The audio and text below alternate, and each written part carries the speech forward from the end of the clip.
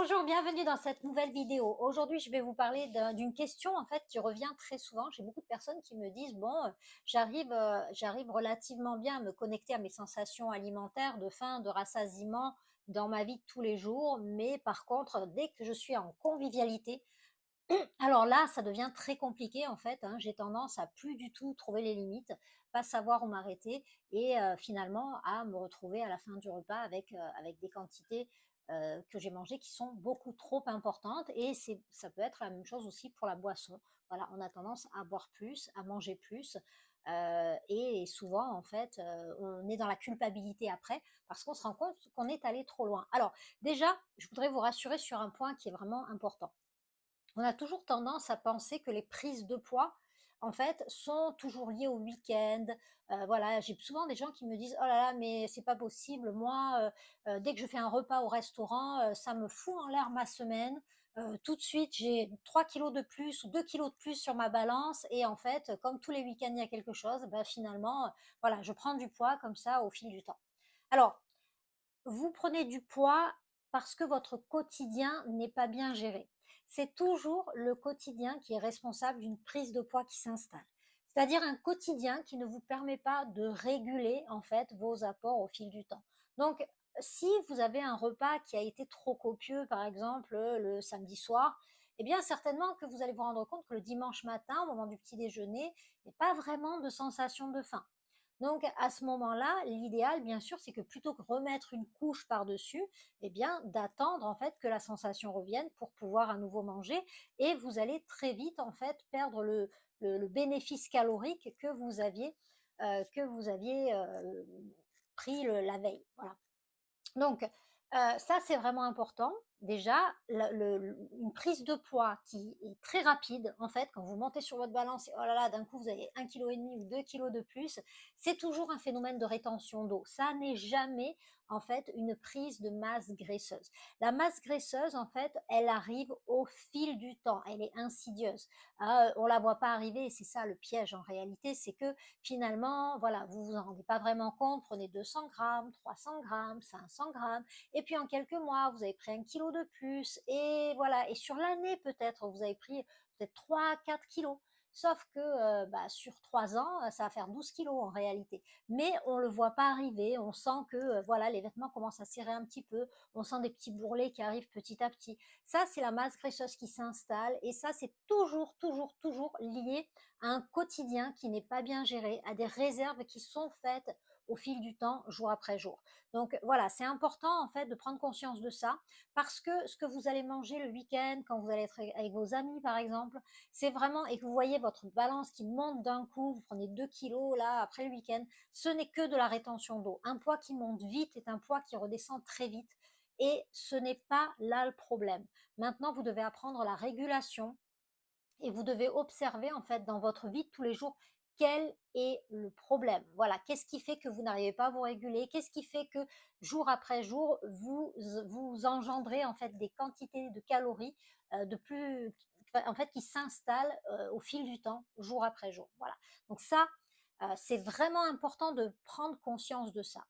Ensuite, malgré tout, c'est quand même pas très agréable souvent en fait de sortir de table quand vous êtes avec vos amis avec un sentiment vraiment de remplissage et c'est quand même une question qui revient régulièrement. Qu'est-ce qui fait que, quand je suis avec mes amis, en fait, je suis dans ce phénomène-là où je vais manger beaucoup plus et beaucoup plus vite? Alors, qu'est-ce qui se passe en fait au niveau de votre cerveau? Il faut savoir que on a des programmations archaïques, c'est-à-dire au niveau de notre inconscient, des choses qu'on n'a pas forcément voulu, mais qui se sont faites malgré nous, qui sont dans notre instinct, au niveau de notre cerveau reptilien, qui se sont mises en place depuis toujours, en fait, qui ont été transmises dans nos gènes. Et ça va être en fait vraiment des mécanismes instinctifs qui vont finalement se mettre en place et à des moments où on n'en a pas vraiment besoin, mais c'est quand même là. Donc je m'explique en fait, si vous voulez, le bébé à la naissance qui est justement dans ses instincts, c'est son cerveau reptilien qui le guide en fait, va associer vraiment le vide de son estomac à quelque chose de dangereux pour lui, comme le petit animal dans la nature par exemple, il va associer le vide de son estomac à un danger, de mort potentielle. C'est-à-dire que s'il se retrouve seul dans la nature et que personne ne le nourrit, il va mourir. Donc ça, c'est quelque chose que le bébé va ressentir instinctivement. C'est ce qui le pousse à pleurer et à réclamer lorsqu'il a faim. Et donc lui, bien sûr, il ne sait pas que c'est de la faim, mais il sent qu'il y a quelque chose qui le ravage à l'intérieur et que si personne ne répond à ça, sa vie est en danger. Donc ce vide de l'estomac, c'est quelque chose d'assez morbide en réalité. Et par contre, à partir du moment où il va y avoir une connexion, c'est-à-dire la connexion à l'autre, c'est-à-dire la connexion à maman, en fait, qui va pouvoir le nourrir et lui permettre de pouvoir se sentir en sécurité, rassuré, dans le plaisir et se sentir important aussi. C'est là que naissent d'ailleurs nos 4 besoins émotionnels qui sont des besoins tellement importants pour tout le monde, le besoin de sécurité, le besoin d'importance, le besoin d'être dans le plaisir, c'est signe que tout va bien, et le besoin d'être en sécurité. Voilà, donc ça, ce sont nos besoins émotionnels qui permettent en fait finalement de pouvoir être en équilibre. Voilà.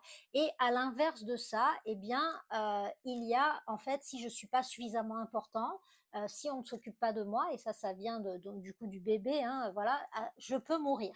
Donc l'angoisse d'abandon, en fait, elle provient vraiment du fait de ne pas se sentir suffisamment important, la peur d'être oublié, la peur d'être mise à l'écart, en fait, qui vient de nos instincts reptiliens, en fait, au début de notre vie, avec ce besoin d'être connecté à l'autre. Voilà, donc, comme je vous disais, à partir du moment où la maman va s'occuper de son bébé et va le nourrir, au moment du remplissage de son estomac, cet enfant va se sentir vraiment apaisé, en sécurité, etc.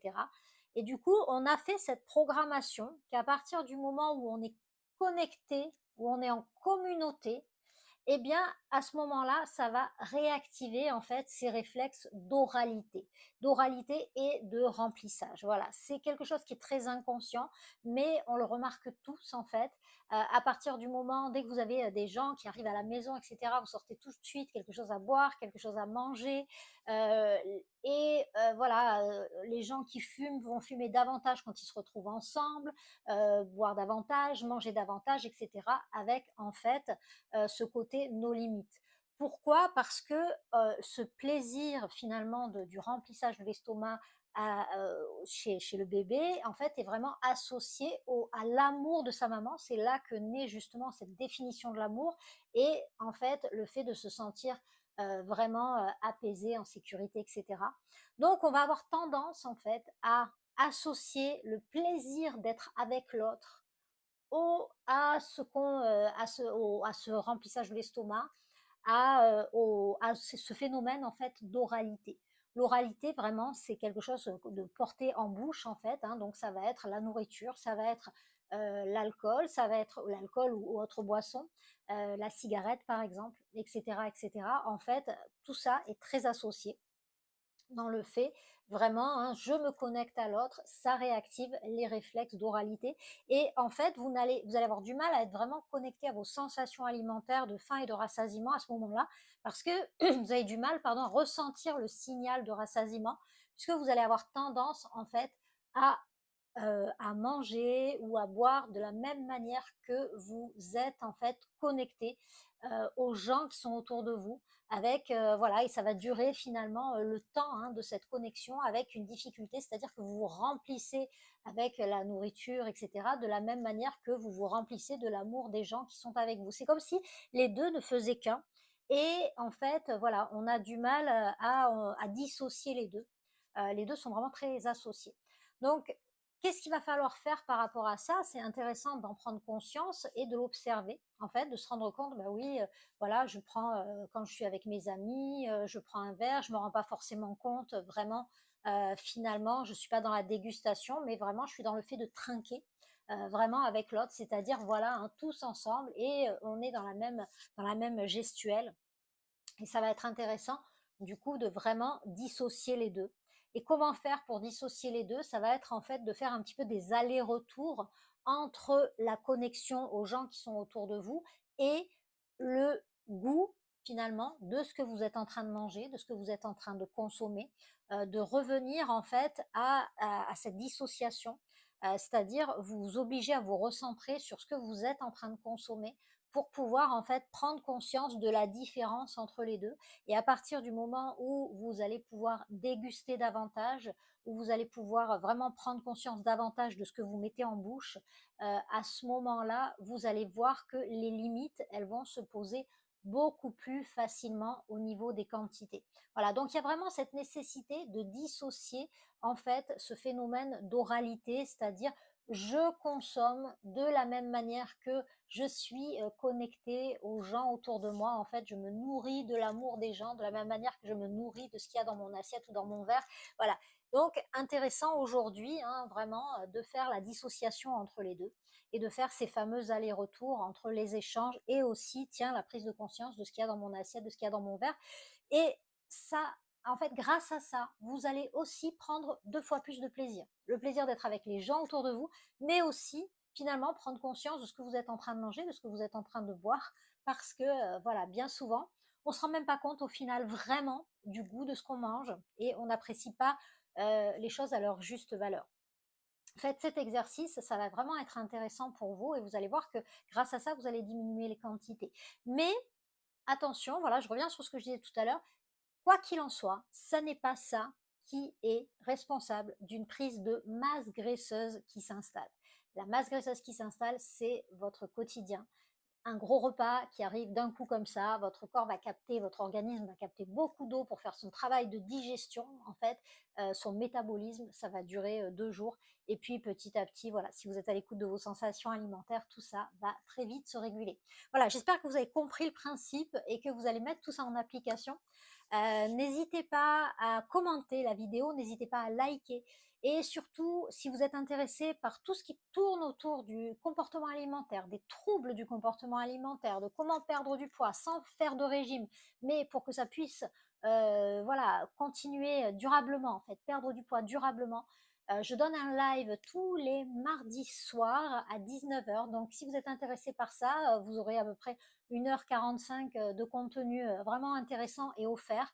Donc, n'hésitez pas à commenter, à me mettre un live en commentaire pour qu'on puisse vous donner un lien pour pouvoir vous connecter mardi et suivre ce live qui va vraiment être intéressant. Voilà, à bientôt.